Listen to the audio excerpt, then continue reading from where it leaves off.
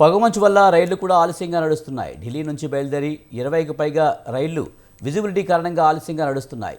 Ayodhya express 4 గంటలు ఆలస్యంగా నడుస్తుంది. గోరఖ్ధామ్ ఎక్స్ప్రెస్ కూడా షెడ్యూల్ కంటే 2 గంటలు ఆలస్యంగా నడుస్తుంది.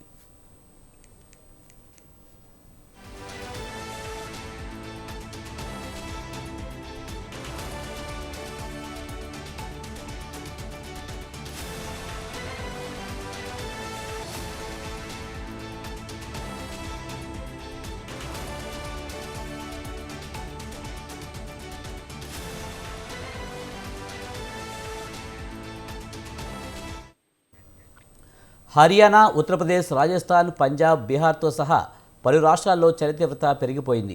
విపరీతంగా పొగమంచు కురుస్తుంది. చలిగాలుల దృష్ట్యా నోయిడాలోని అన్ని స్కూళ్లలో 8వ తరగతి వరకు ఉన్న విద్యార్థులకు సెలవులు ప్రకటించారు. బీహార్ రాజధాని పాట్నా సహా పలు ప్రాంతాల్లో 6 డిగ్రీల కనిష్ట ఉష్ణోగ్రత నమోదైంది. దీంతో బీహార్ ప్రభుత్వం పాఠశాలల వేళల్లోనూ పలు మార్పులు చేసింది. రాజస్థాన్లోని ఫతేపూర్లో గత 24 గంటల్లో 3.6 డిగ్రీల కనిష్ట ఉష్ణోగ్రత నమోదైంది.